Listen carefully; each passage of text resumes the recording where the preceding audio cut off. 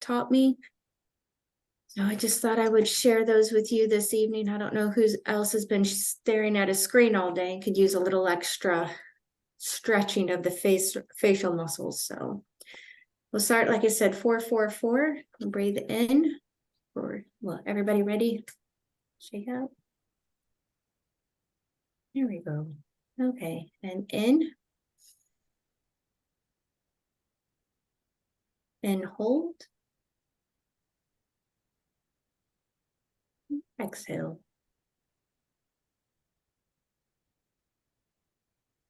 And in. And hold.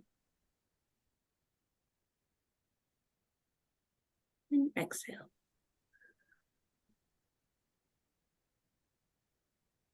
Last one in.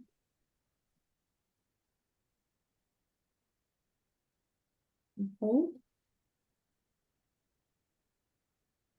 And exhale.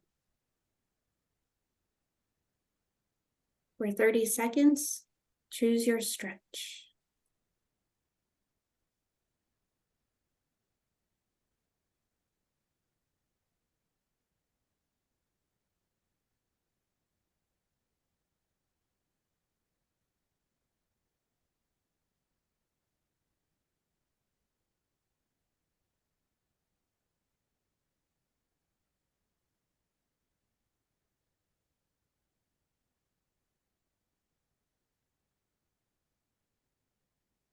All right.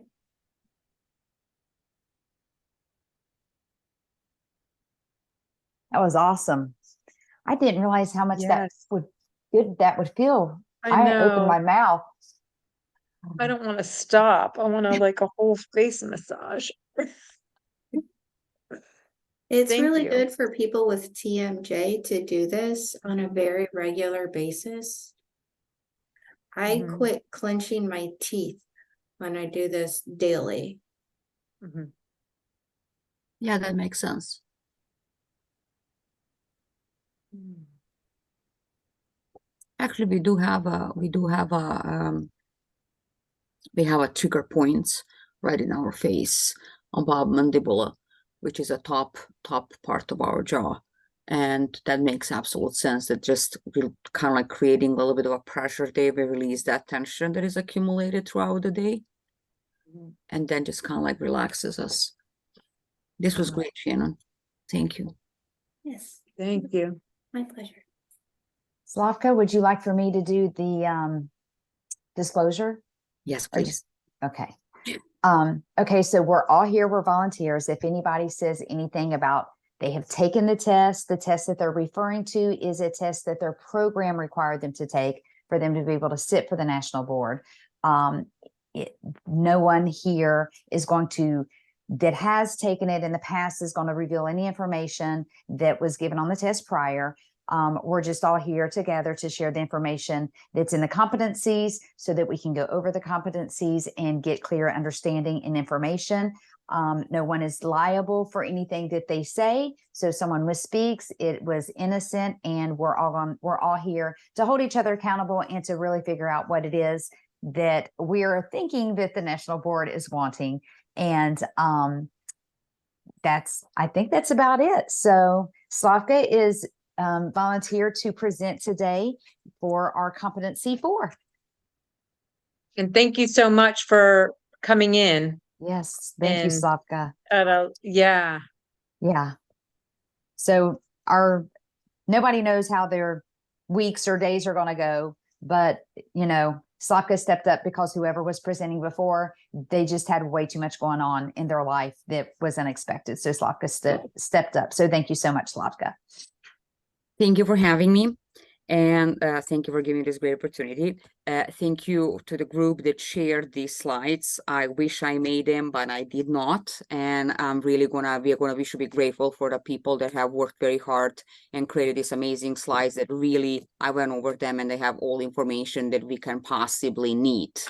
I would really like us to go slowly through the process. And if anyone has any question, feel free to ask and we can discuss that more. We are going to go in our topic for tonight will be ethics and legal, and there will be a competency. We'll start with the competencies 4.11, 4.12, and 4.13. 4.11, which started a continuing ongoing training and development as a health coaching, including emerging research. 4.12, engage in personal health and well-being, including physical and emotional health and potential burnout, which is very common in health coaching, as we will learn. And 4.13, engage in self-awareness practices, including emotional self-regulation.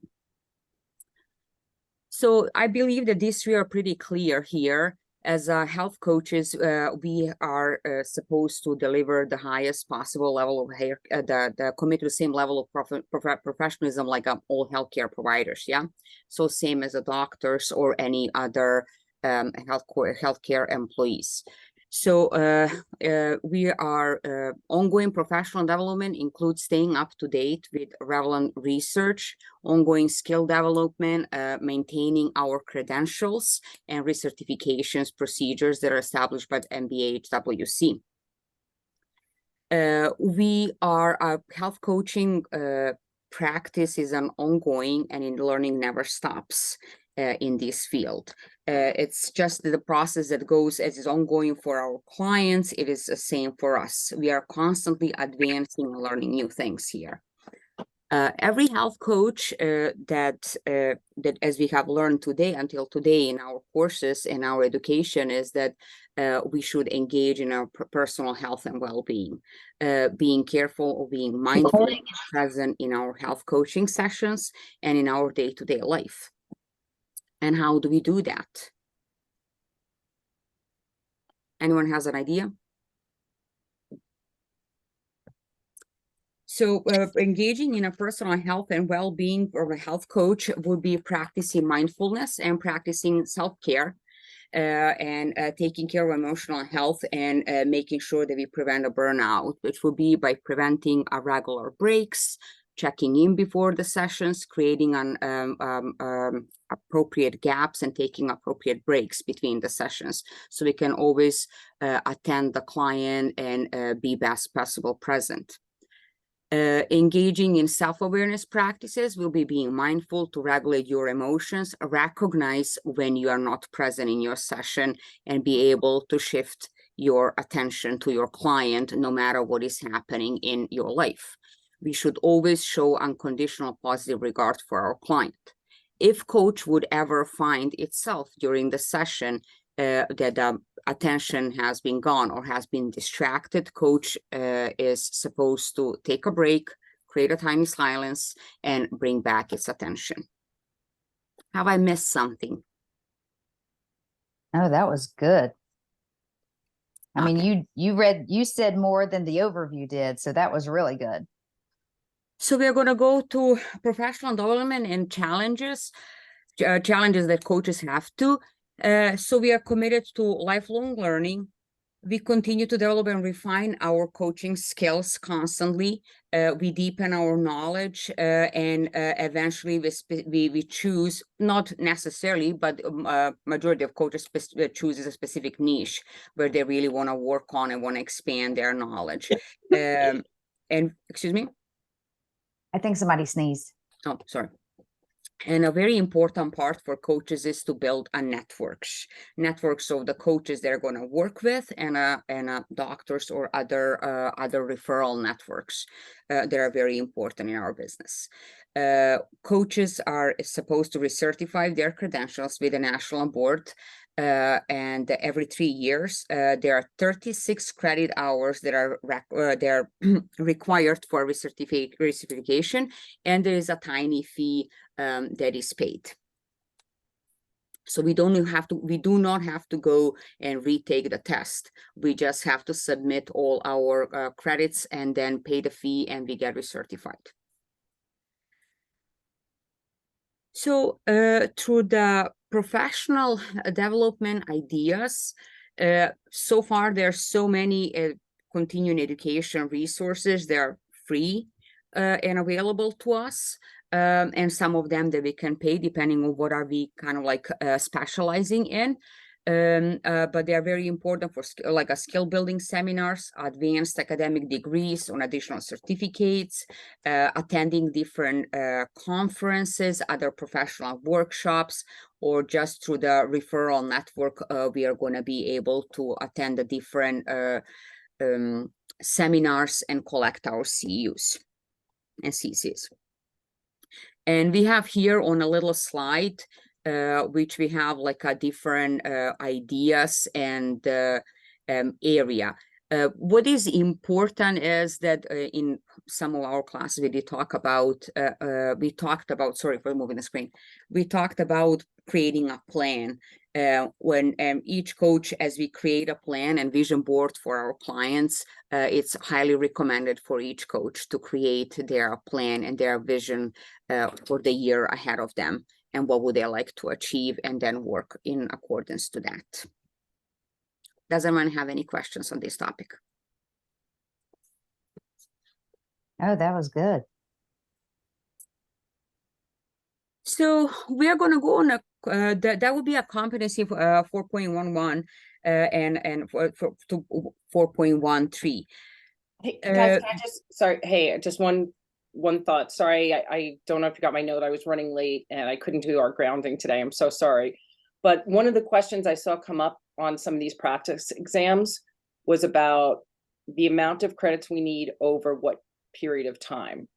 So 36 over 3 years.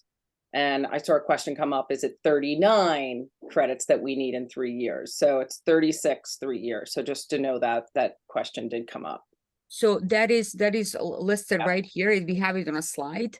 Yeah. It is 36 credits, and I thank you for pointing that. And that does not have to be done over it is in the period of recertification. But if you collect your 36 credits in a year, you can reapply and extend your license. From what I'm understanding. So depending on what is in your plan, or are you taking any other courses that are more credits, we just accumulate that. The moment that you have your 36 credits, you can apply for your certification. The other thing that was mentioned today in the NBHWC call was the fact that you do not pay the $75 renewal fee until pretty much the month of your exam.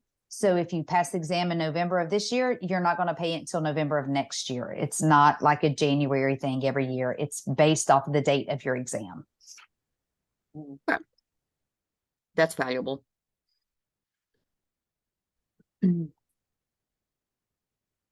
And then we are gonna move to, we talked about ideas.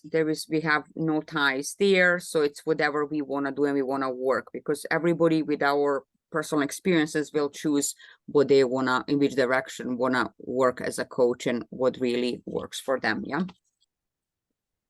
So a very important part for coaches in their day-to-day functioning and living and running their businesses, either self-employed or employed by other companies, as code of ethics and legal part.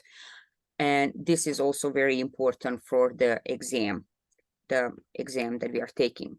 And we are going to talk about Competency 4.2, and that includes confidentiality, conflicts of interest, ongoing, just kind of like the whole the legal the ethics of the health coaching and coaching process.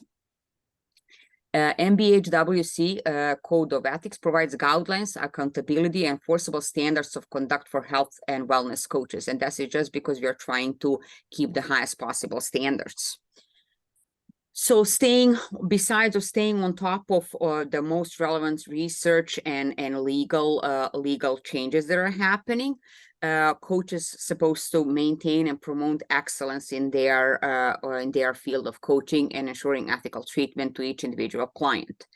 Coaches are supposed to walk the walk, and I like to say talk the talk too, but it's walk the talk. So we are supposed to model healthy lifestyle behavior, self-care, and self-awareness, including monitoring emotions and trigger self-regulations, as previously mentioned, which doesn't mean that you're supposed to be perfect, but just, be the model, the healthy lifestyle behavior. And then we have a scope of practice, which I have as a separate document, and we can go over that too. But NBHWC Health and Wellness Coach Scope of Practice describes the role of the coach and clarifies the handling of dual professional roles. So this is a breakdown part. Is a very nice slide. There's a definition, the standards of ethical conduct, and pledge of ethics. And then we are going to go to this very, very nice slide. And so health and wellness coaches, and I think the first part is basically a definition. Coaches partner with clients that are seeking self-directed, lasting changes. Coaches are acting, they're aligned with clients' values to promote health, wellness, and enhance well-being. Coach displays unconditional positive regard, holds belief in their capacity for change, in a client's belief in a capacity for change, unconditional positive regard, and trusts that the client is the expert in their life, which is very important. They'll know the definition of health and wellness coaching and what a coach stands for. Then we have NBHWC coach, health and wellness coach certified by NBHC, who after passing exam, important, unless you are notified that you are passed exam, you cannot use the acronym in front of your name or behind your name, agrees to practice with NBHWC scope of practice and competencies, and who pledges accountability to NBHWC code of ethics. Professional relationships exist when coaching includes an agreement and contract that defines the right roles and responsibilities for each party. And this is a part that we have talked about, that before any coaching starts, any coaching relationship starts, we have to have a signed agreement and contract on the sides of liability and privacy policy as a separate document, which we're going to talk later on about. And we have a coaching relationship roles, and it's important to know who is who in this relationship. And this is why in our contract actually separates who is the client, who is the sponsor, and we need to know then separate these things. So client is the person that is being coached. Sponsor is the entity paying for service. In case that is a minor, that will be a parent or a person that is custodian. Then we have student and faculty, and someone who is enrolled or training in NBHWC approved coaching training program. Mentor, individual who conducts coaching skills, performance audits, and provides feedback to a student. And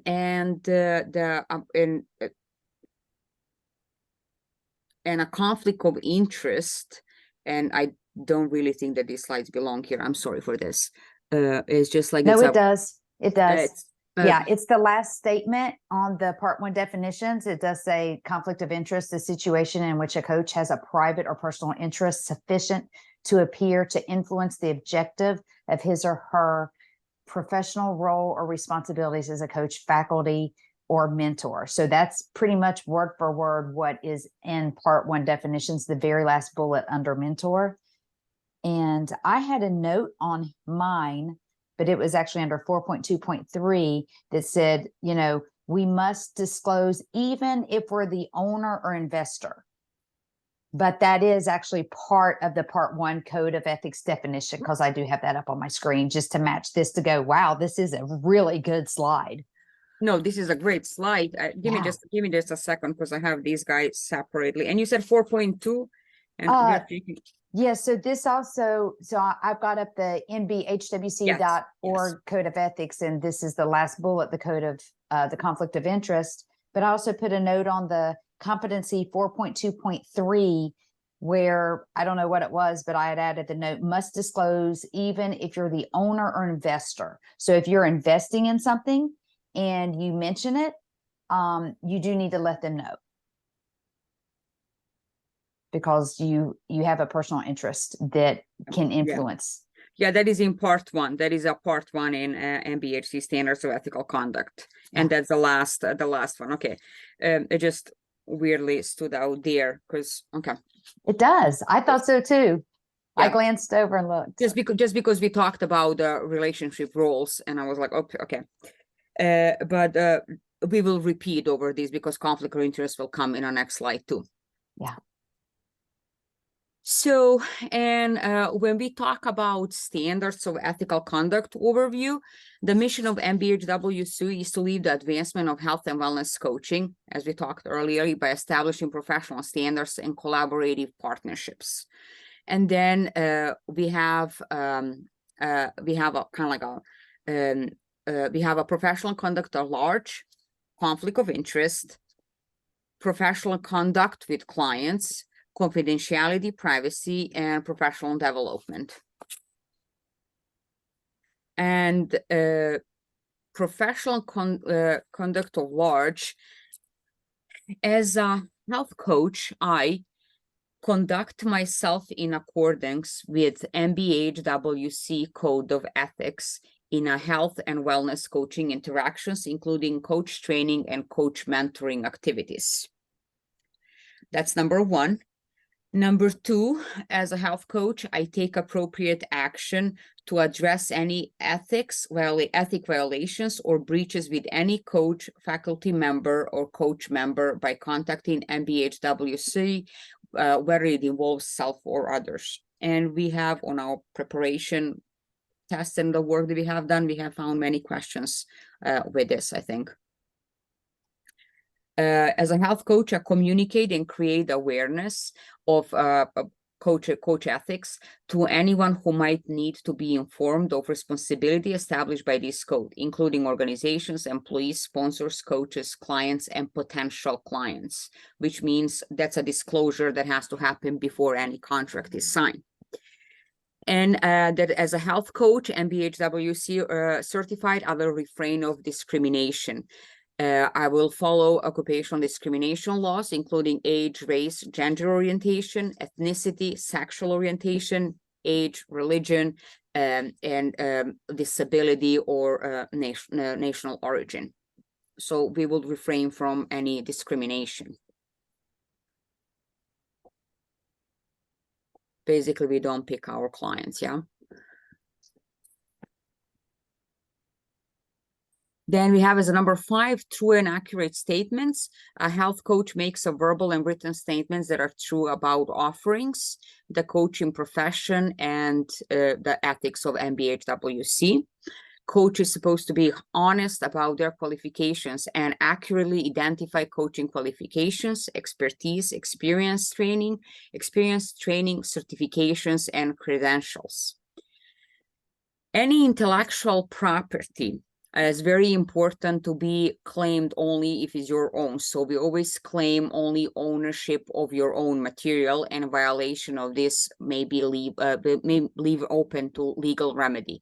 So in case we use a property, intellectual property of someone else, or we share anyone's work, we always give them a credit for.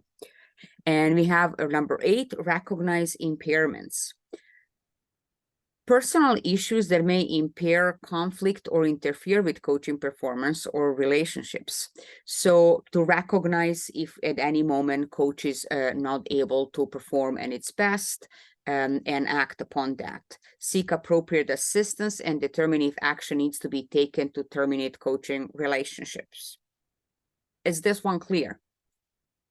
Yeah. Oh. It is to me. No questions. Number 1 applies to all relationships, which would recognize that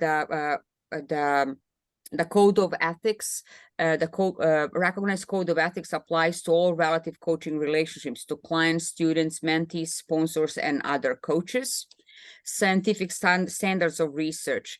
Conduct and report research with competence, honesty, and with scientific standards and guidelines. Get consent from necessary regulatory bodies. Proper record handling. Maintain, store, and disposal of any records, including electronic files and communications created during coaching, or any engagement with a client. And that's where confidentiality, security, and privacy comes in. So does that mean like properly shredding the paper and getting rid of any information that we just want to come and get rid of? Professional contact information, use NBHWC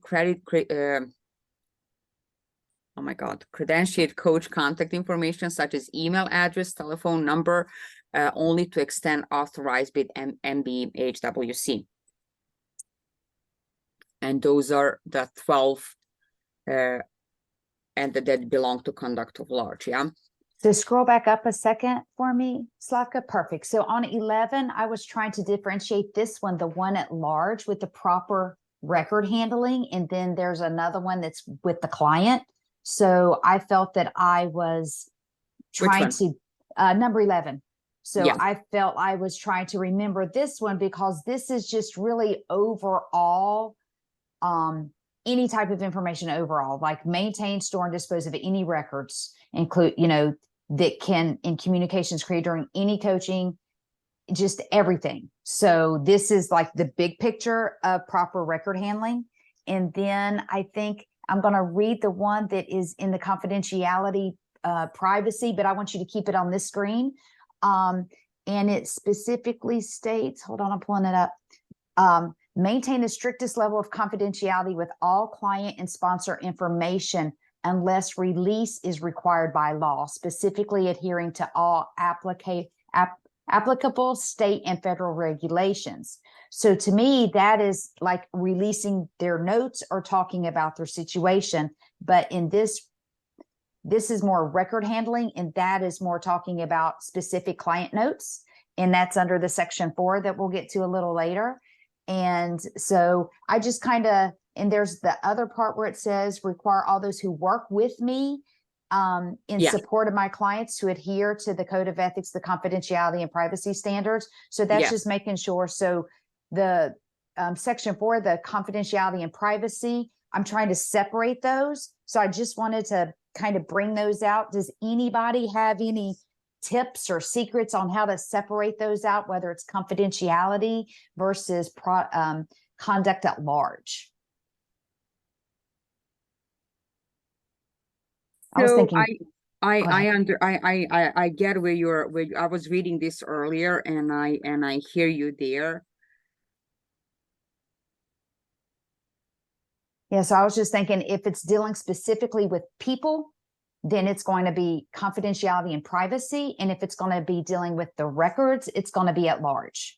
Does anybody have a easier or any other kind of tips on maybe how to remember that or differentiate that? I think that some of the questions that came up when it was the confidentiality part was there were question scenarios around a coach is at the gym and she sees her client talking to somebody else and walks over and says, "Hey, how's your weight loss goals going?" Yeah. So that's the confidentiality breach there of what they spoke about in their sessions. Whereas that's with clients. Ethical conduct at large is really making sure that their records are under lock and safe key. So like if your computer is sitting out on your desk and your kids come in and open up your computer, that would be conduct at large, that they have access to your computer. Or a notebook where you keep records, you leave in a drawer, but you don't have it locked. That's ethical conduct at large. Cool. Does anybody else have anything?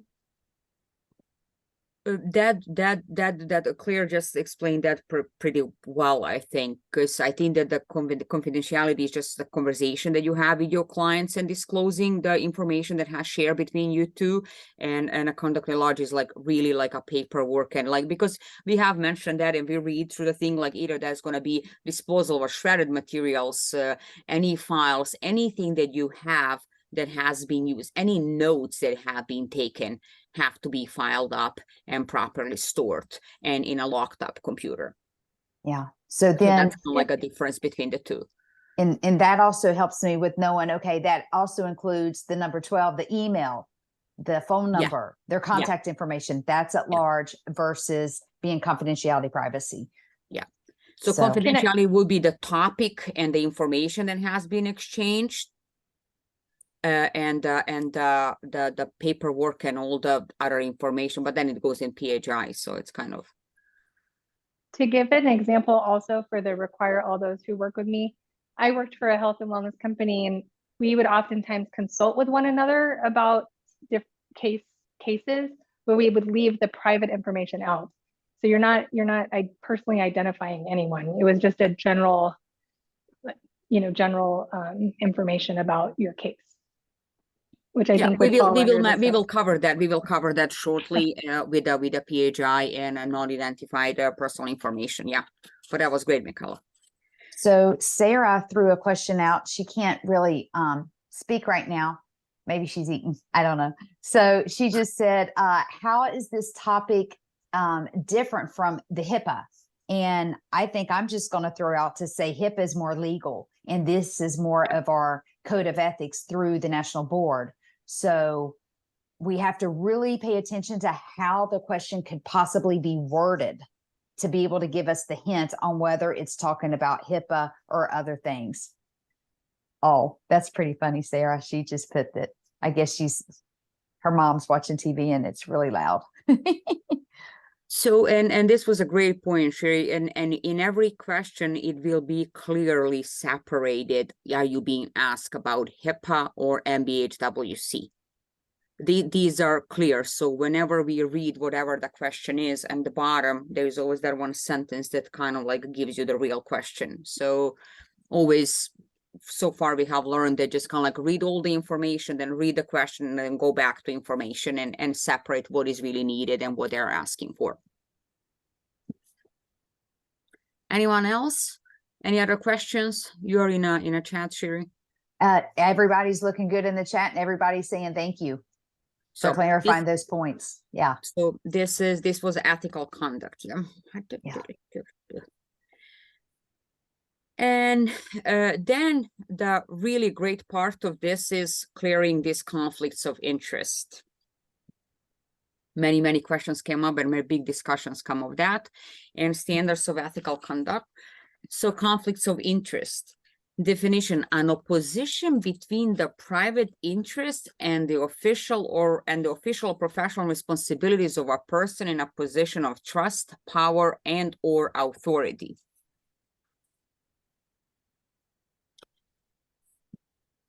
So, and these are kind of like 4 points here.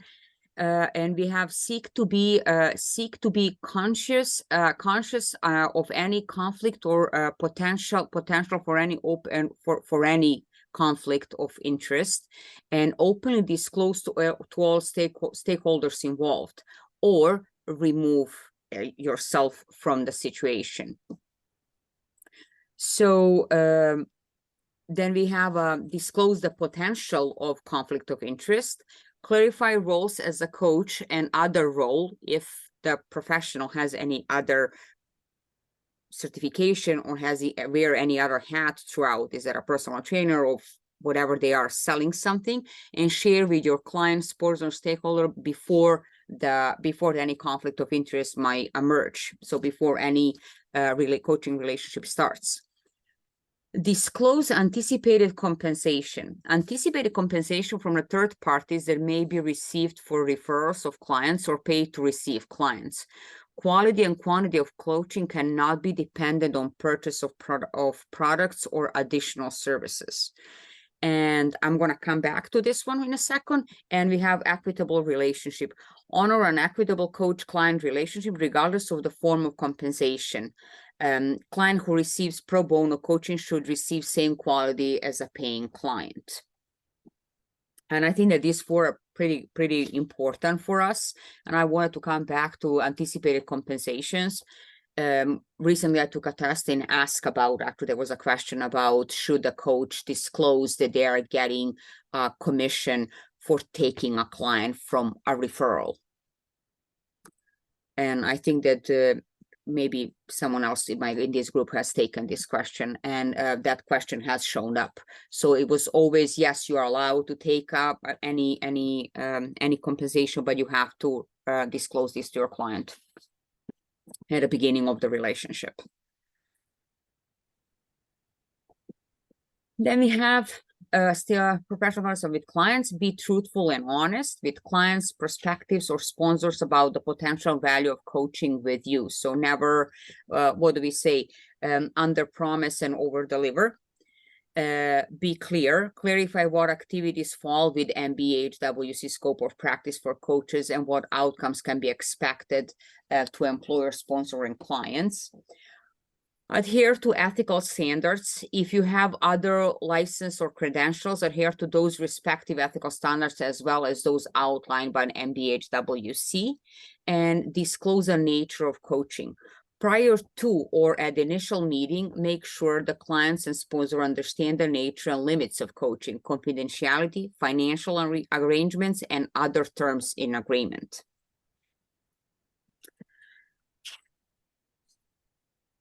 Then we're going to go to number 5, service agreement. Have a clear coaching service agreement with clients and sponsor before beginning of any coaching relationship. And that agreement should include roles, responsibilities, and rights for all parties. So these are the musts. Set and respect boundaries. Hold responsibility for being aware and of setting clear, sensitive, culturally appropriate boundaries that govern interactions. No fraternization. Avoid any sexual or romantic relationships with current clients, sponsor, mentors, students, mentees, or supervisors. Further, it's an important, I will alert to the possibility of any potential sexual intimacy among parties, including support staff or assistants, and take action to address or cancel agreement to provide safe environment. And we have a right to terminate, which respect clients' right to terminate a coaching relationship at any point during the process, subject to the provisions of the agreement. So remain, and there is a little kind of a dot under, remain alert to the indications that there is a shift in the value received from the coaching relationship. Do we have any questions on this, on our rights to terminate relationship? No, but can you scroll up? I'm sorry, I'm going to do it again to you. Yeah. I want you to scroll up to the truth and honesty one. Okay. So there you go. All right. So there's 2 that can be confusing because you've got the conduct with clients, which is be truthful and honest with clients, perspective, or sponsors about potential value of the coaching. And then under the at large, it says make verbal and written statements that are true and accurate about what I offer as a health coach, health and wellness coach, the coaching profession, and the national board. So yeah, so there's 2 different like scenarios there. So, it's like common for both. Yeah. So that's a tricky one when we get a question about, being truthful and honest. It's like, okay, which one is it going to go in? And I guess it's more a broader statement. If it's verbal or written, maybe beforehand, before the coaching at large. Does anybody have anything to give us some hints or tricks with that? I think what I had seen about that, because that got me tripped up as well, but it came around marketing claims. Okay. Like, work with me, lose 15 pounds in 15 days. Yeah. And So that's something at large. No, that's with clients. Oh, really? Yeah. So even though that's a written one? Yeah. So if you're marketing when you're working with the coach, okay, I'm going to get you to lose 15 pounds in 15 days. And if you're giving them misleading information. Okay. Directly with the client, working with the client. Okay. Okay, gotcha. But I think when it's in a bigger thing, like if you're on Facebook and you're getting client names, or you're telling like other coaches, like, oh, send me your coaches, I can get them to, send me your clients, I can get them to lose 15 pounds in 15 days, then that's at large because you're talking to coaches. Okay. And that's what I was thinking you said for the first one. So, Yeah. okay. Yeah. I always saw it around the marketing claims though, like over promising something that you really can't deliver upon. Okay. So make verbal and written statements that are true and accurate about what I offer as a health and wellness coach. The coaching profession, NBHWC would be professional conduct at large. Yeah. And that would apply to talking to other coaches Yeah. or bigger audience, yeah? And if you're product pushing, like, I've got these supplements that, you know, I'm selling on Facebook that I can make you lose 15 pounds in 15 days. That's the bigger, broader audience. That's not Yeah. directing it directly to a client. Okay, okay. And then in a professional conduct with clients would be just being truthful and honest and a perspectives of what are potential values of coaching, yeah? Yeah. Okay. Because those come up, and it is They do. tricky, So those do come up. you know, and you really But it have to isn't- look at it. Like who is the audience that they're talking to, the client or all the other coaches on Facebook or At large. at large, right? Yeah. Yeah. At large or specifically with the client. Okay. Or Okay, so- sponsor so or basically- perspective. Yeah. So basically this will be where it breaks. If it's a bigger audience, it's going to be at large, larger audience at large. And a professional conduct with clients would be with clients. Or with their sponsor, or if they're a potential client, just saying or giving them something in writing. Yeah. Okay, okay. That's what I'm seeing. Okay. Thank you. I know I have to make it harder than it is, Slavka. I'm sorry. We went over this too, right to terminate. That was where we give depending the right to terminate, it's all written in the contract. That's why the contract is very, very important. It has to be supposed to be signed before we start. And if we are giving any refunds or what and how. And I think we had the other day, just here, we had the other day a conversation in one of study groups about right to terminate.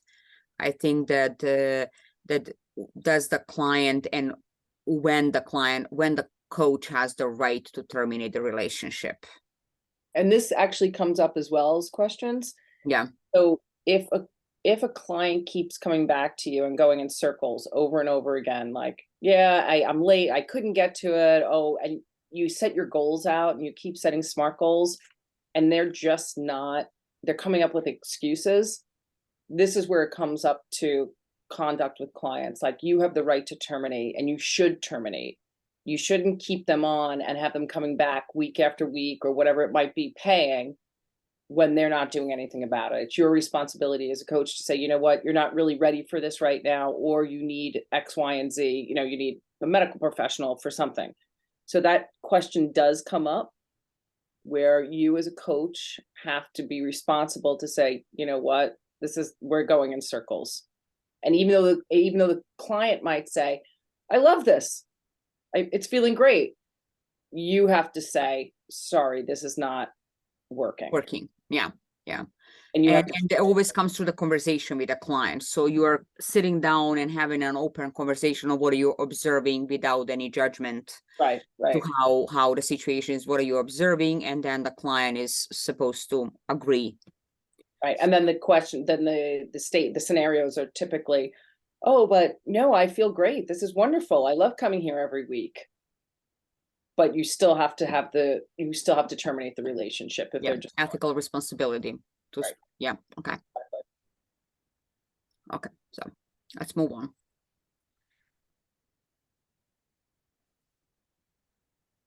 So, and we have kind of like a wrap up here.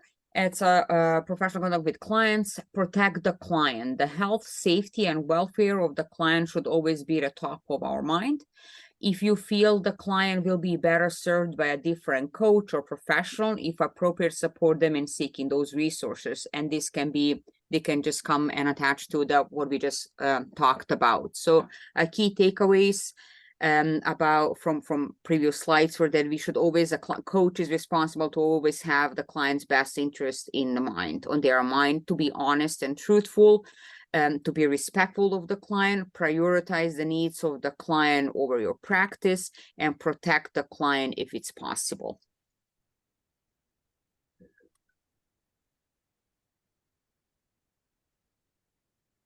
Okay, so this is where the HIPAA is going to come in. And this is an important part.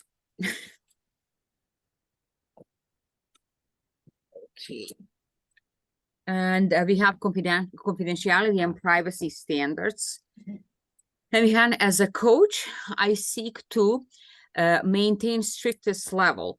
Client and sponsor information should be handled with strictest level of confidence unless release is required by the law.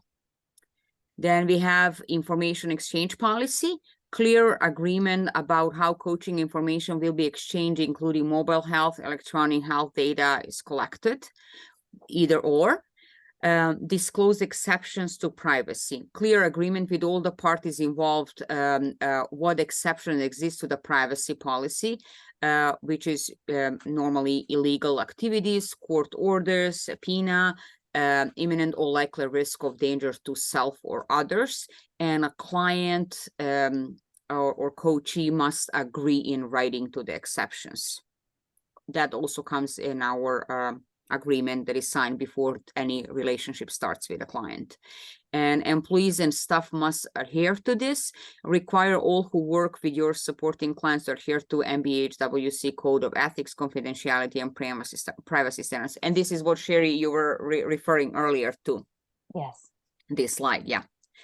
Yeah, so either a coach or anyone who is employed by the company has to adhere to the same standards. And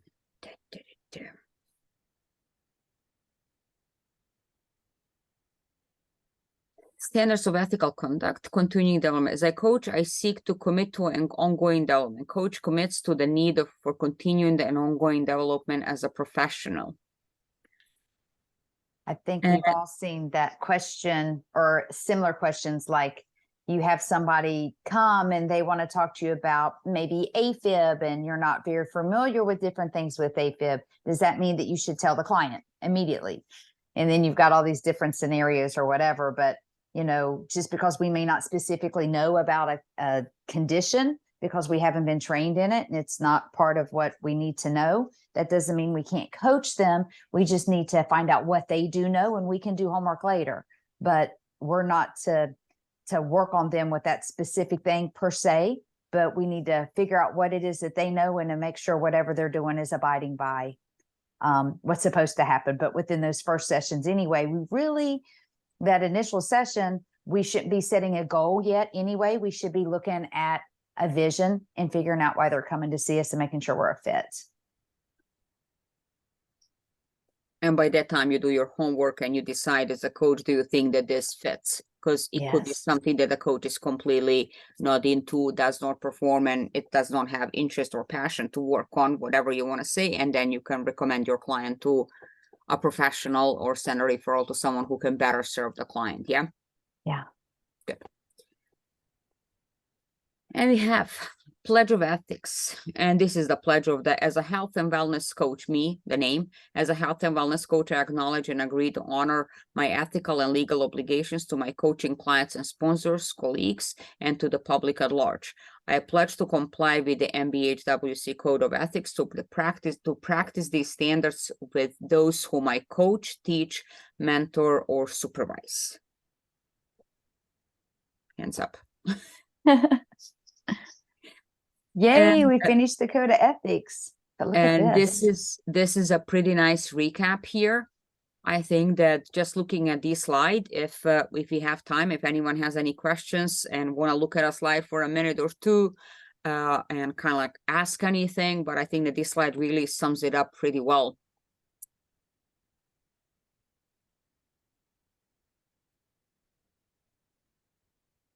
And just a reminder, these slides are already in the Google Drive. They're already in.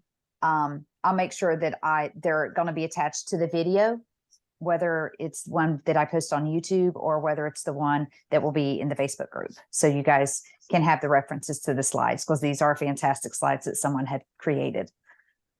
Yeah, that's a lot of work. Mhm. And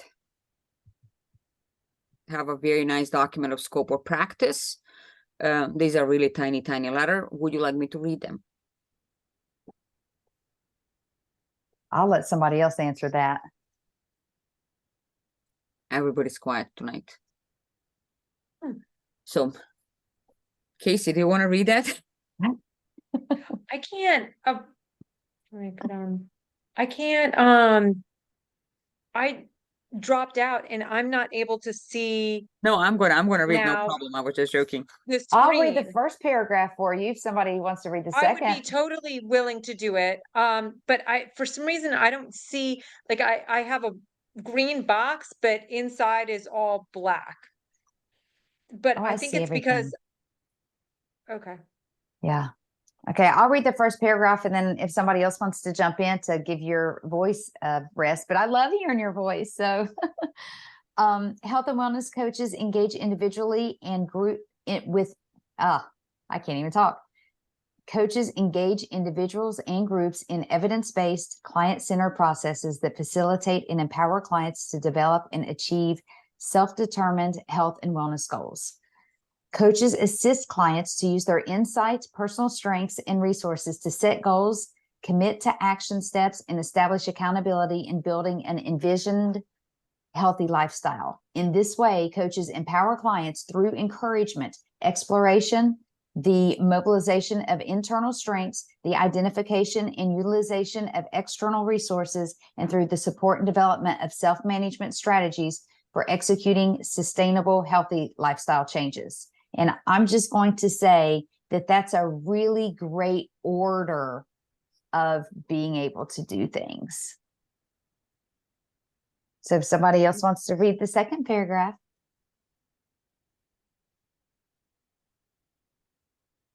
The coach's role is one of the accountability partner, not director. Accountability partner, tone, not director, in navigating behavioral change and exploring opportunities for growth and development.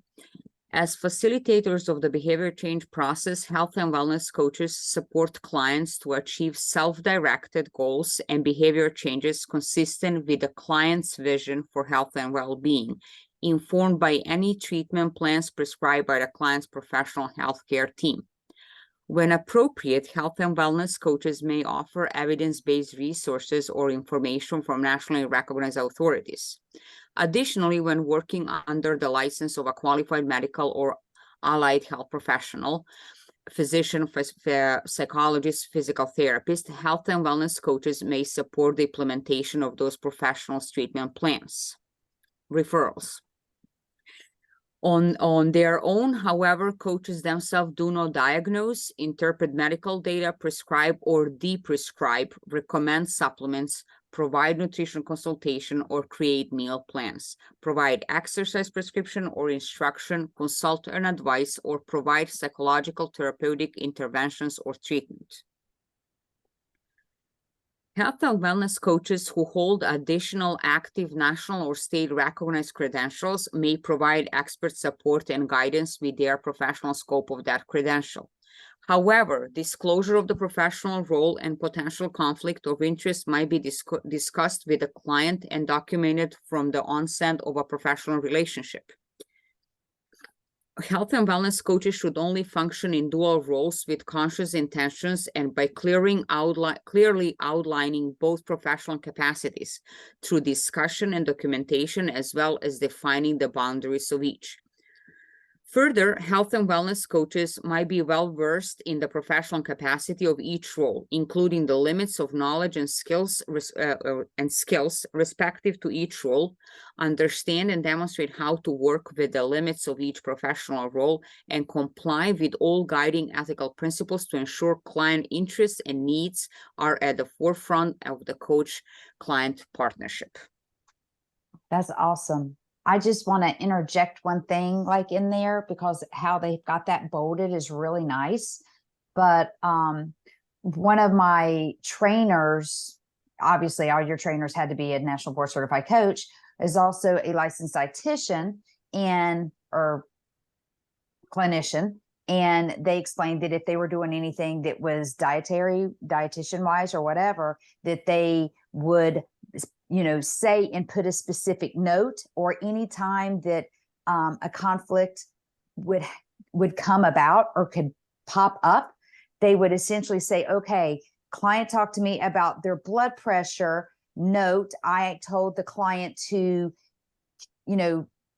check with their doctor, that they need to get with their doctor on this. This is not something that I can, so that they had that clearly outlined in their notes. If there was anything that could possibly come up that could come back to say, well, my health coach told me this. And then you look at the health coach's notes, and the health coach specifically notes and says, we talked about this. I just want to make sure that you're aware that this is the doctor. I can't help you with this. You're going to need to I'm going to have to refer you to your doctor or a physical therapist or, chiropractor, someone else that they're already seeing, or maybe that they need to see. So they just said that is, I don't want to say a save your ass, but that's pretty much what this statement is saying. Sorry for the profanity. Yeah, I would agree. I would agree with you, Sherry, there, because I have a private studio and I work with the personal training clients. And just happened that sometimes you have that dual role, and whenever they would come and they would pop up with a question that really has to do with VO2 max or anything, I always disclose that this is outside of my scope as a health coach. I will switch my hat and we can discuss this, take a note, and then come back to that in a completely separate conversation. But make sure that as a coach, I'm not giving an advice on exercise or anything like that, that I'm not certified and it's not in my role responsibilities. Yeah, that's good. Does anybody have any questions on this part of the scope of practice? Because that's pretty much all the scope of practice. And then Yeah, it does. they really bolded that very well. This was very nice. It just following this line, it just kind of like covers everything. Yeah. And I really like this slide right here. So this slide here really points out to the basics of our coaching agreement and a scope of our practice, and just kind of like what are the responsibilities of the coach and what are the responsibilities of the client, because in this dual partnership, as a coach has responsibilities, client has its own responsibilities too. So coach will work with individuals and a group of clients or individuals or groups in a client-centered process. Coach will facilitate and empower clients to develop and achieve self-determined health goals. So clients set up the goals and the coach just helps in. Coach supports clients in mobilizing internal strengths, external resources, develop self-management strategies for health behavior, following doctor's guidance or treatment plans. We do not prescribe or de-prescribe. Coach assists clients to use their insight, strengths, resources, goal setting, action steps, and accountability towards healthy lifestyle change. And I think that we have seen many times that, like, our clients are supposed to be accountable to themselves, and that's our main goal as a coaches. So at the beginning, at the beginning of the relationship, they might use us as their accountability partner, but down the road, our clients should be accountable to themselves. Coach will offer resources from nationally recognized authorities. Coach might provide expert guidance where credentiated. Coach will not diagnose conditions, not prescribe treatments, and not provide psychological interventions. Does everyone know what is 211 number? I do now. I do now. Yes, I use it all the time with my students. I do now. Yeah, call 211. And just for a second today, but I talked today to someone and I had actually an option of saying, there is a 211 number, and I could share that knowledge, and that really, really felt so good. Like finally I know what the number is for. So we did have someone post in the chat, what is 211? Oh, you want to answer, Sherry? No, No? I'll answer it. I would love for Heidi to answer. Yes. So 211 is a number where you call, and it has, and there's also a website, and it has all of the information of all the possible services that could be offered in the community or in general. So it's a great source safe source to provide to your clients or anyone that needs information and you're not sure where to send them. So they'll speak to someone and they'll be able to guide them as to where they should go. Was good? That's good. Like in my state, in North Carolina, it's like nc211.org, and it's got basic needs, criminal justice and legal services, education, environment, and public health, the healthcare, the income support and employment, individual and family life, mental health and substance use disorder, organization, community, international services. So anything that you could possibly think of. It also, whenever I looked it up because I had never heard of calling 211, it talked about the fact that, somebody's getting kicked out of their house, they don't have a safe place to go. They can call 211. So it's not just for, it's not just for mental health, and it's not just for other things. So it's broader than I realized it to be. Yes, it's absolutely everything that you can think of, any need. Yeah. Thank you so much, Heidi. So, want to go through some practice questions? Absolutely. And here we are getting the source and we're giving the credit to. we are not using this. We're just gonna applying our ethics and our knowledge from tonight. So we are giving a credit to Cherry for the questions. So I'm going to read the question, and then I'm going to give like some time, maybe 30 seconds or something for everybody to kind of like give the answers, or how are we going to do this? People can put the answers in the chat, and then I'll just let you know what they say, and then I'll we'll go from there. Okay, then I'm going to tell you the answer. Okay. I got a cheat sheet. A coach sees his client in the grocery store with what appears to be her mother standing next to her. He approaches his client and tells her what a great job she has been doing with her weight loss and smoking cessation. According to the code of ethics, which of the following ethical principles is most likely being violated by this coach's action? So it looks like we've got everybody saying A, and I'm agreeing with them, confidentiality. Yes, and we have here where we talk about code of ethics and which ethical principle has been violated. And the answer will be A, confidentiality. Let's go to question number 2. And you're going to have a coach discovers that the client is bisexual through a public post on Facebook before their first session. The coach cancels their session as a result of this new information, as they as they do not want to coach a bisexual. Which of the following most accurately describes the coach's behavior? I'm sorry for this. Unlawful discrimination, unconscious bias, conflict of interest, or HIPAA violation? It looks like everybody is saying A again, unlawful discrimination, which is also covered in our at large, which is saying we cannot be unlawfully discriminating. Yeah. Correct. Now, question number 3. The following post appears on Health Coach Facebook. Hi, coaches. I've been coaching my client for 6 months, and they recently told me that they identify as an atheist. God is the center of all that I do. I need to end this coaching relationship. Advice on how to do this. As an NBHWC coach, your next step will be A, answer the question and help however you can. B, screenshot the post and send to NBHWC for follow-up on the possible ethics violation. Do nothing since it doesn't apply to you. Do nothing since it's a private Facebook group. Well, looks like we've got everybody saying B as in Baker, and I think I'm going to have to agree with them, although I think I would also send it to the person that posted it as well.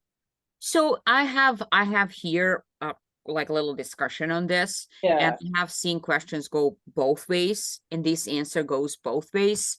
Where we had, if that is, and I think that Claire already shakes her head, she most probably knows what I'm referring to, but it was just like, okay, if the coach is again violating violating, but it's not posting something like this, like on social media, but has violated ethics.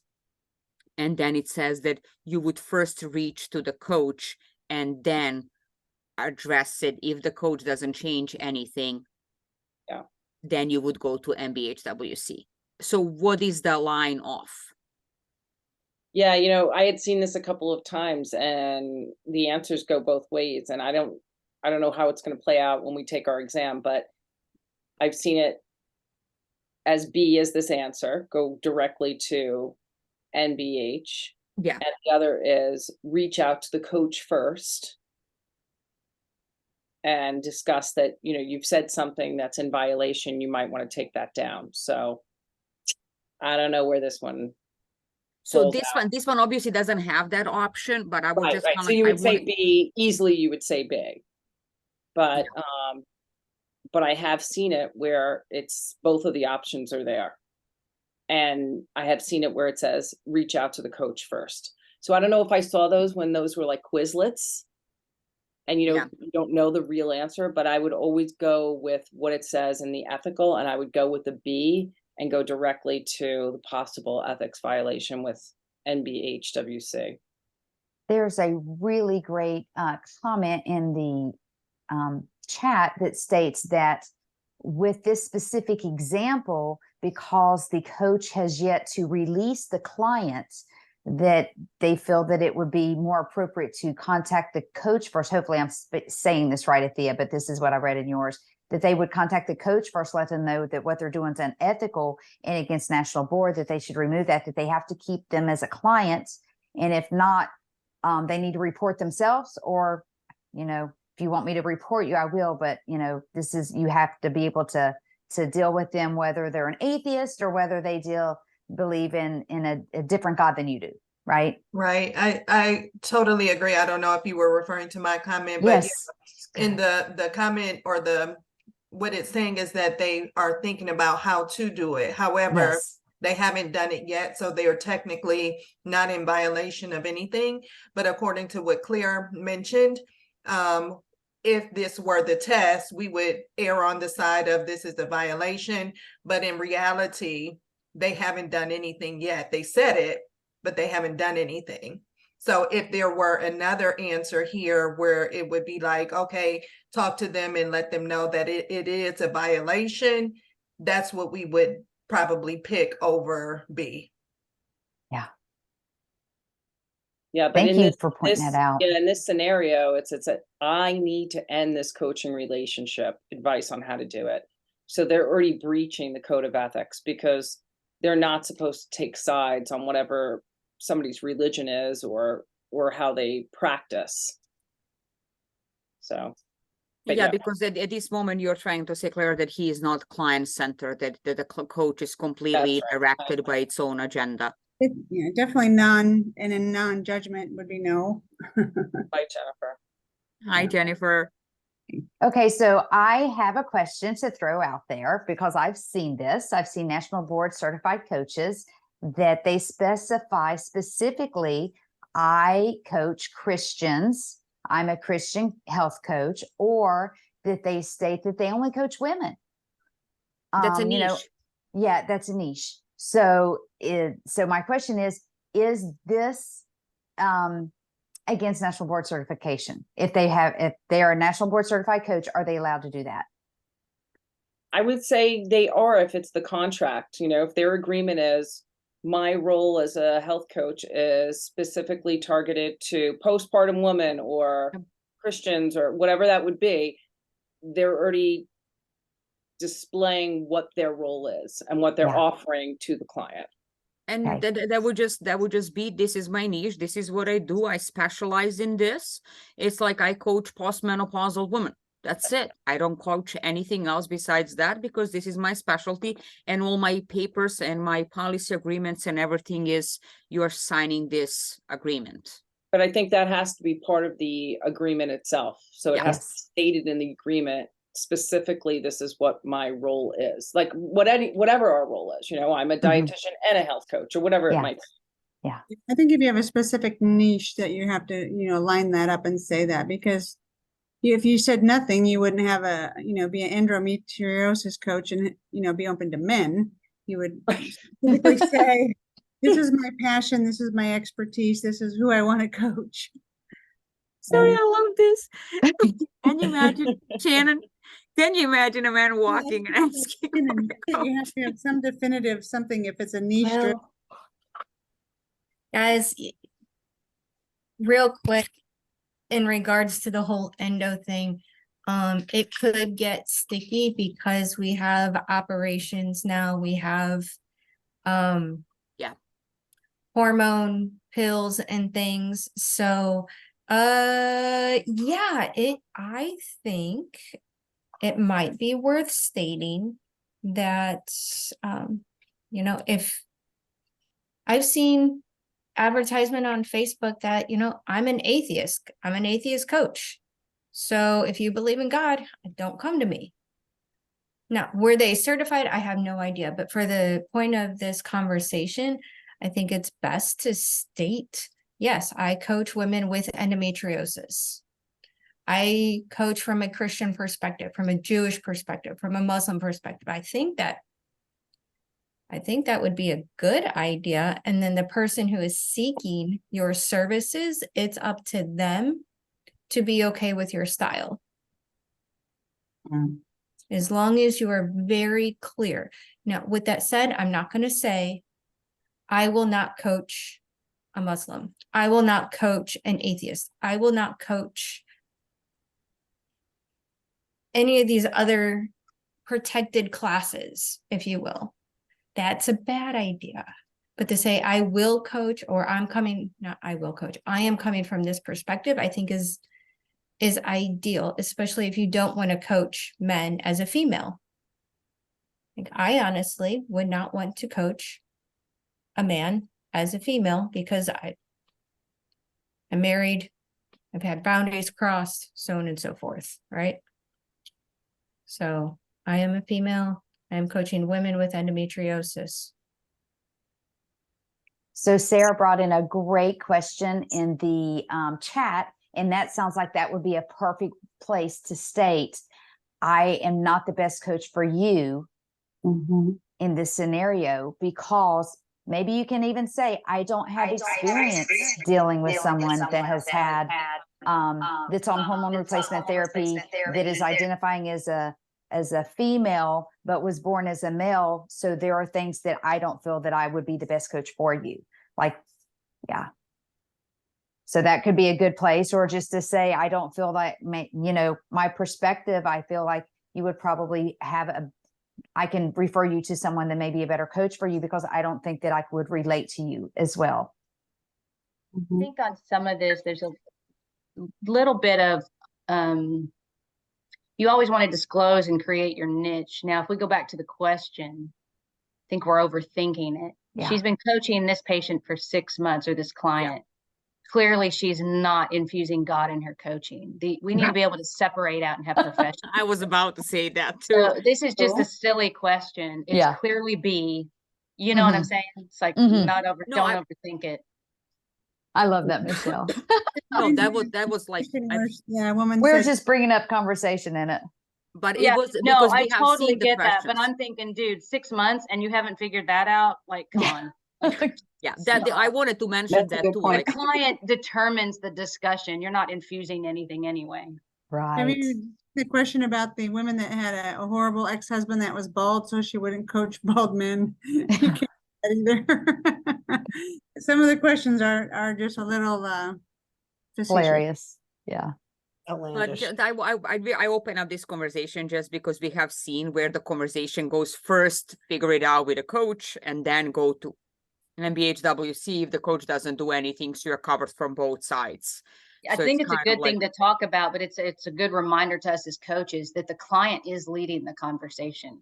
We are not. And if we can't separate out, there's a level of professionalism there of, I don't have to have the same ethical standard as somebody that I coach. And that's in the conduct at large. Point blank, you just repeated it so perfectly, Michelle. Let's go to the next one. To help a friend who has developed a new software, the coach downloads the names of each person in the group and provides them to their friends so they can implement a marketing campaign to sell this new software to coaches. The above scenario is violation of which part of NBHWC Code of Ethics? A, professional conduct of large, conflict of interest, professional conduct with clients, confidentiality, and privacy. I think we're getting this right because I brought this up. But everybody is saying, A, this is conduct at large because it's dealing with their email and their contact information. Let's see if we got it right. Yay. And this is a list of our resources that we have used for our presentation tonight. Really good discussion tonight, by the way. Good presentation. Mhm.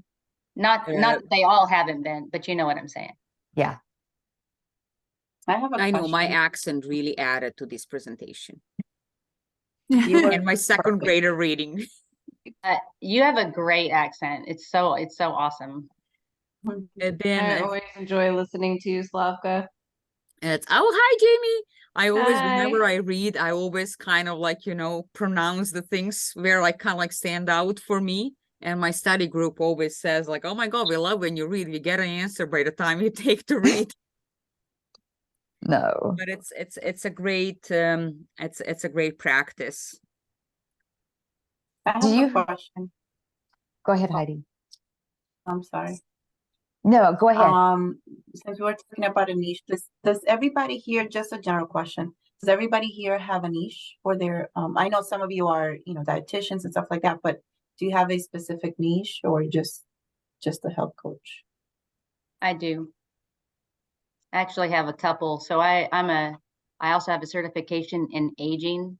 So I focus on the aging population, those with autoimmunity, and caregivers. Okay, and you have certifications in all those? I have dealt with autoimmunity myself, and so Yeah. I use that. I'm an RN. I'm a certified senior advisor, and then I also am a caregiver, and I run caregiver support groups locally. Awesome. Oh, where are you located, Michelle? I'm sorry? Where are you located? Where are you from? Oh, yeah, I'm in Texas. Nice. That is a very, very nice part of the caregiver and running the support groups. That's our job in need.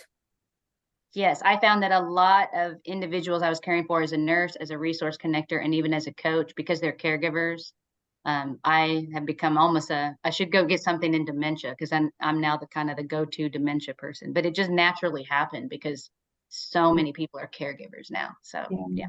That's If awesome. you, Michelle, I'm just gonna jump in, and this is kind of like if you wanna like connect, and I would like to talk about this a little bit more if you're open to.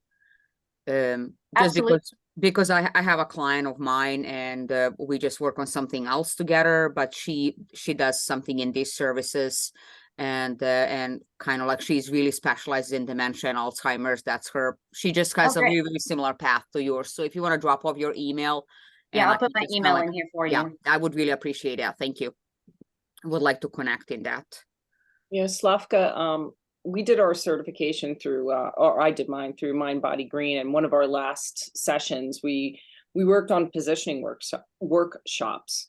So where you're positioning yourself and where you're going to market yourself to and what group of people. And you go through a sort of this process of, okay, who is my target audience?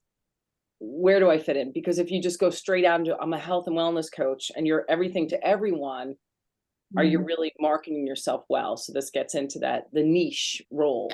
So am It's I just so the hard. diabetic population, the autoimmune population, the fitness enthusiast, or athletics or chronic pain, whatever that might be. And you might have a couple. Yeah. I go back and forth if it's general, just women. But I focus like stress management.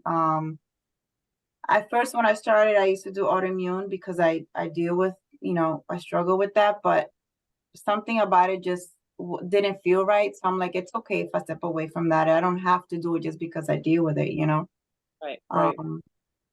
So yeah, Yeah, well, maybe, and like we can behavior follow up. change We can is all my do like a main little, thing.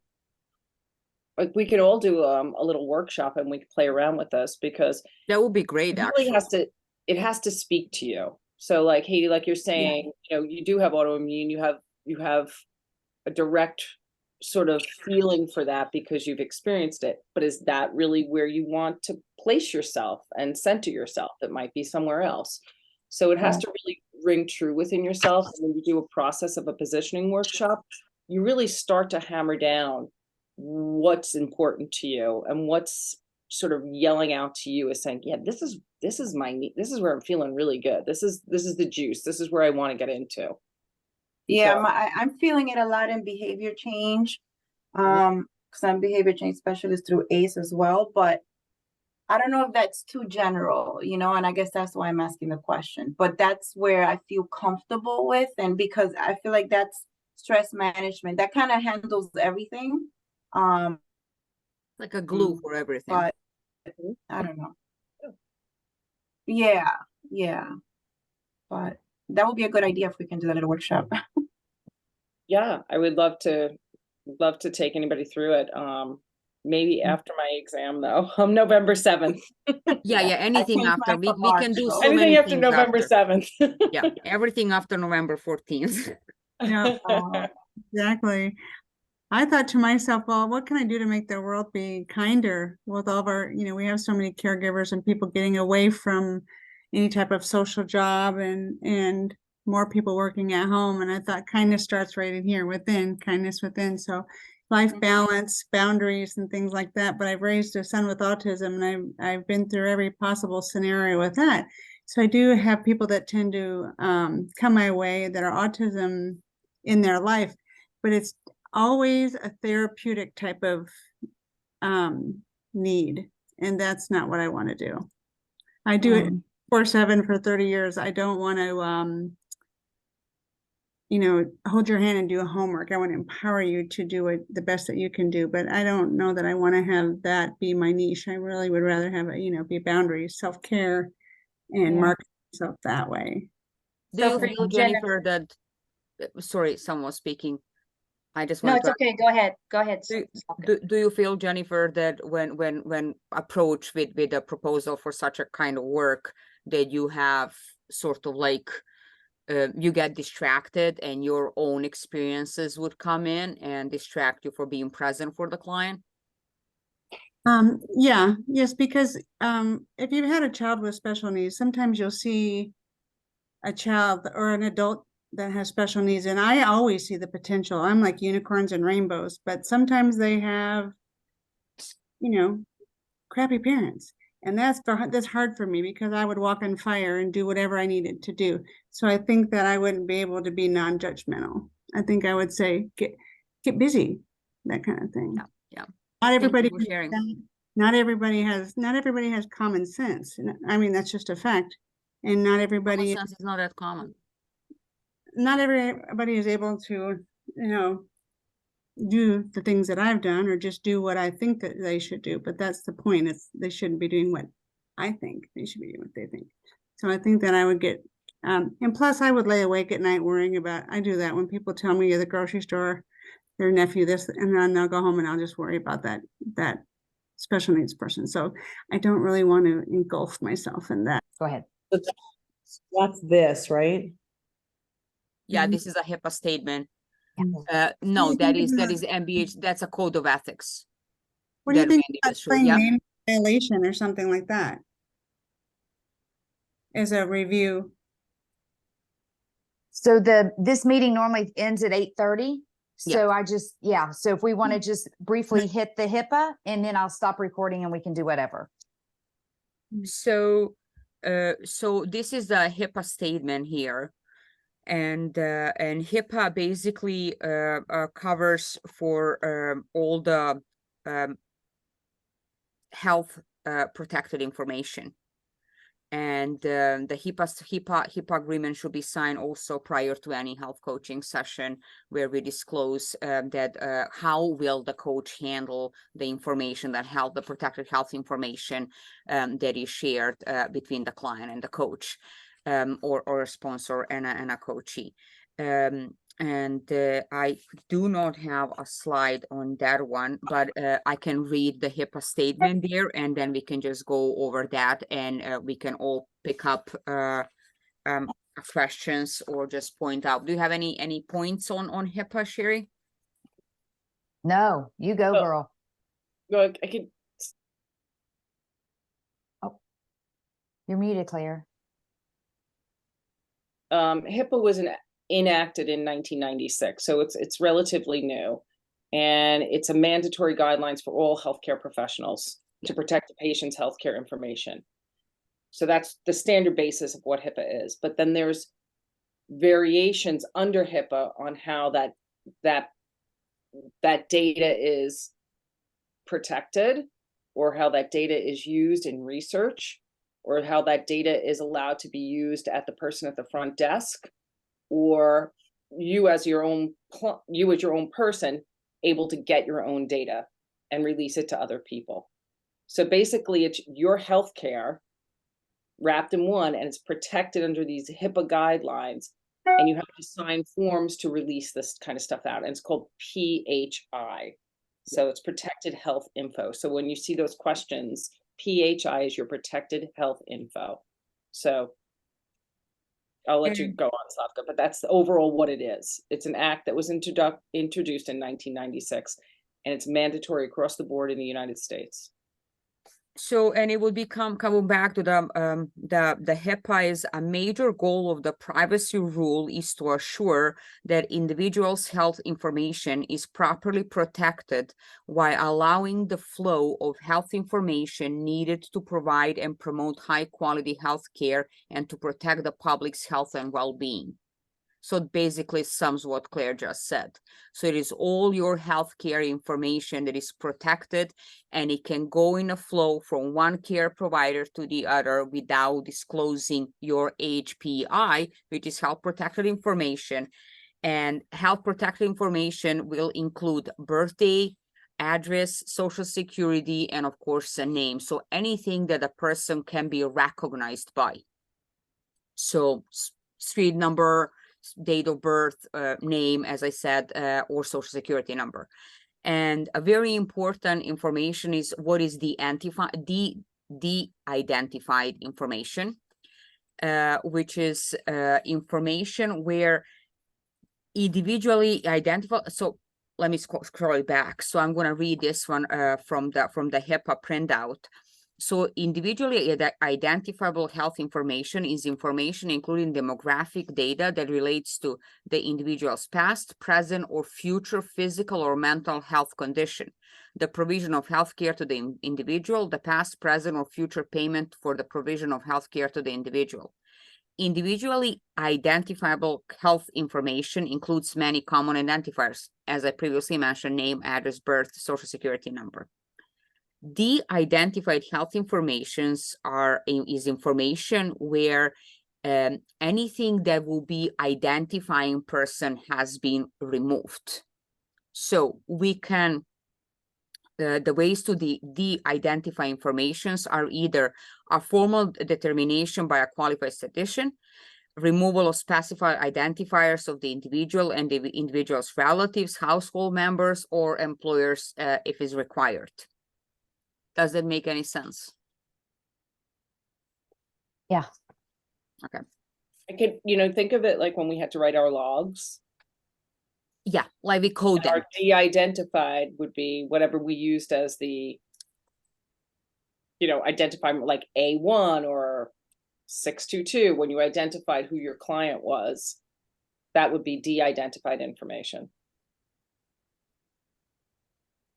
So, and then we have that the identified information can be disclosed without any consent. So any information that is under HIPAA and is identifiable. So any information that comes that we can share, that we would share, that we are allowed to share, has to be signed off by the person, the client, the coachee, or we can by coachee, or if we share without the permission, that information has to be with removed source of identification. So basic principle says a major purpose of the privacy rule is to define and limit the circumstances in which an individual protected health information may be used or disclosed by covered entities. A covered entity may not use or disclose protected health information except either the privacy rule permits or requires, as in, or it's number one, and number two, as the individual who is the subject of the information authorizes in writing. So we either disclose the information to the coachee or they give us a writing permission. Like when we go to the doctor and we sign off that for our information to go to the next practitioner, we sign off that information to share. And covered entities are our health plans, healthcare institution, and healthcare providers, doctors, nurses, therapists, health coaches are included in a healthcare providers as other. And either their assistants or administrators, and anyone who works in the office has to apply to HIPAA.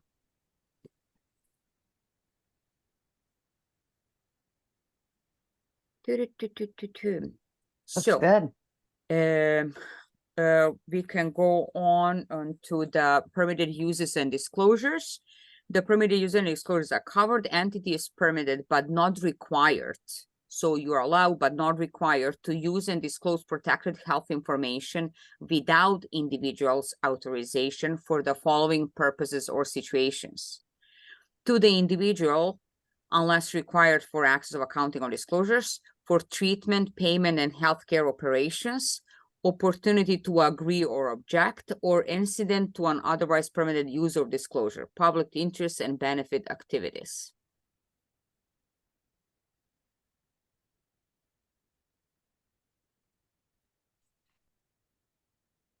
So HIPAA is kind of like a lot of reading and a lot of detail that Yes. comes in, and then that goes deeper into like all these like when do we permit this use disclosure, like goes to one each separately, but you have that, you put that information in chat, Sherry, yeah? Yes. And I was just reading over it when you were going through it, and I'm like, wow, what you're saying's got a lot of this stuff in it, but this is extremely detail oriented. Yeah. Yeah. So this is very, like, it really takes like, there's way too many papers to go over them tonight. Yeah. But I think that they are very important for each one of us to read, and kind of like if you wanna get in a conversation or like get on another call and go over these things, if you have any questions or anything, that will be also valuable. We can do that, no problem. But it really goes in a lot of detail, and it's too much on information, too much of fine reading and difficult words for me to read tonight. You're so cute. Too difficult words. Yeah, I gotta practice for another week. Yeah. So So- I was just going through some of these documents that I had put links to, and they're all just really good because they do actually pull up specific to coaching and health coaches, even though right now we are not mandated to follow HIPAA guidelines. We need to know them, and we should. So in essence, the difference between HIPAA and the Code of ethics, I think that you Would- had, Randy, dear. yeah, and the code of ethics, okay, from the National Board of Health and Wellness Coaches. So the difference between, like, because we're gonna get questions, okay, I'm assuming that we're gonna get questions like that. Mhm. How would we differentiate? Like, what's the easiest way to think about it? Like, to decide what's the difference? In the questions, it's probably going to say something about government regulation or what law or what regulation versus a national code or versus a code. That's what Okay, I'm. so let's say there's a confused. violation and then they say, okay, what is it violating? Is it violating HIPAA or is it violating the National Board of Health and Wellness Board of Code of Ethics? So, I think if it's talking about anything that we are providing somebody specific, if we haven't de-identified them, that's probably going to be HIPAA. Does anybody that's had a paid for course have a better answer than I do? So 'Cause- Go. I feel like these two are very different. The HIPAA and ethics of conduct are very, very different. And there's that other term, and I can't think of it right now, and I was glancing through here, but the minimum requirement, it's like, so I still get in the mail when my dog needs to get any information, I still get a postcard. Well, now because after HIPAA came about, they now, if you're not going to get a letter in the mail, that's a postcard that says, okay, you need to come to your post vasectomy appointment so that we can recheck you. So it has to be in a closed-in envelope. And if they leave a voicemail, the general, the minimum requirements law requires that they leave minimum information, meaning they're just going to say, hi, this is Dr. So-and-so's office. This is Sarah at Dr. So-and-so's office. If you could please give me a call back. So that's the bare minimum requirement. If they remind you of an appointment or what it's for or whatever, unless they have specific write-off information, they just broke that minimum requirements rule. And that minimum requirements rule Is part of HIPAA. Yeah. It's a specific specification within HIPAA. And then there's a security part within HIPAA as well. So the best thing that I can say to do is to maybe take an hour or 2 hours and read over the documents that are in the Google Drive. Okay. Yeah. And I pretty much sent a link to, I think, about all of them. I'll just put a link in the drive now. Just this is just the specific the legals and ethical. That's if you just want to click that and save it as a favorite in the chat, then you'll see some others that are just called like 4.3 legal. So yeah. I think a couple of the scenarios that I was thinking of is if they're talking about you're in an office and you have to keep, materials locked up, that's going to be a confident, securing your data. But if they're saying something like, you have a secretary or somebody else on staff, well, they have to be trained and understand and adhere to the HIPAA laws as well. Just because they're in the office helping you out part-time, they also have to be aware of the HIPAA rules. Go on and scroll down a little Guys, bit on that one. I put 4 points into the chat of what are the hot points of HIPAA that you need to know about. This one? The minimum necessary rule. Yeah. Keep scrolling down, The Slavka. HIPAA Yeah. security rule. Yep. Love that. And the PHI. Yes. When can PHI be released without authorization? And it's right there that Big you just question. passed. Yeah. Yeah, I passed it. Yeah, you just passed it right there. If you go up a little Access, bit more. disclosure, discounting, Mhm. general principles, uses, and disclosures. Here we go. Yeah, so the privacy practice yeah. notes, that's a big one. Psychotherapy notes. Yeah, those are not allowed. Yeah. So glad we're not psychotherapists. Yeah. And then it states down there a little bit more with psychotherapy that, if the person feels that they could harm themselves, we're not allowed to give them that information. Right. Yeah. So, Yeah. Yeah. So that's really good that you put that in there. You've got the 3 points. Did you say 4 or 3? It's I want 4. to see 3. Where's Something- number no, there's 4? Oh, code- there it is. yeah, Privacy yeah. practice notes. Got it. But those are the 4 main ones that will come up. That's the access down there at the bottom of that one where it says they have the right to review their own notes, except where they might could harm themselves. Right, so like if I'm a psychotherapist, I'm saying, oh, this one, you know, I see suicidal ideation, something that's gonna be worrisome. Those notes can be held behind. They don't have access. A client does not have access to the psychotherapist notes. No, they And- don't.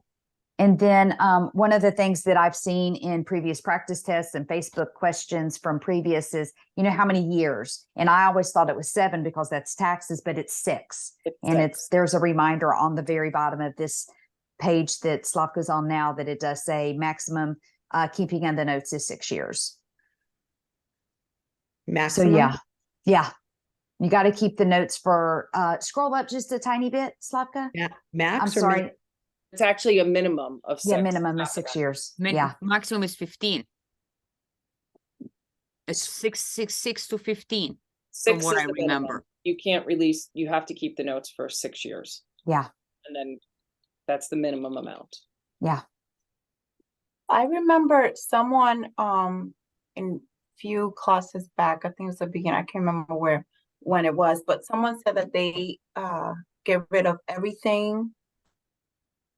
And that confused me a bit, that they shred everything, they get rid of everything right away because you can get sued or whatever it was. Maybe I have it wrong, but does anybody they're not recall doing it. anything?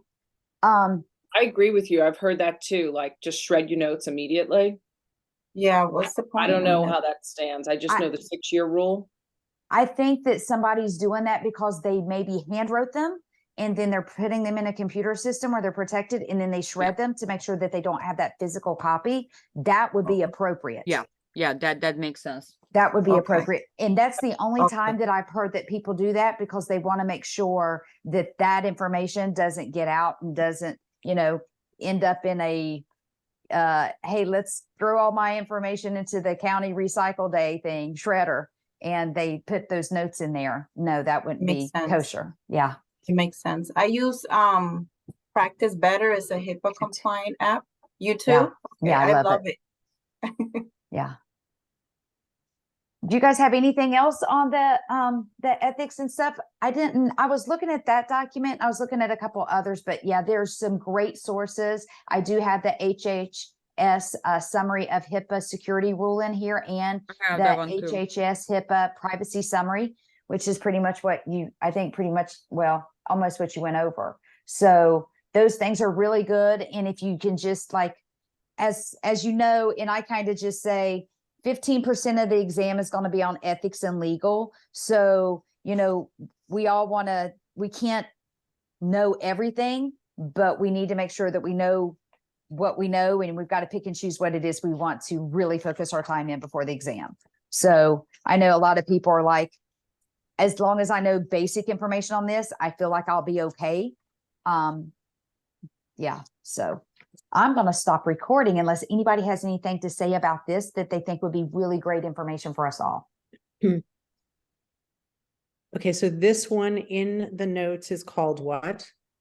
This one that she has up is right there at the top. It says 4.3 legal Mary Lou Tinnery 2021. It's written on top. Yep. 4.3 legal. And there is actually an additional one to that. No, that one's it. Yeah. No, this That one was is a illegal. 4.2. This Yeah, one is that's really legal. good. This Yeah, one, that if one you is print good. out this thing and you go over this thing, this is a good document. I think this really covers basically. And that's in your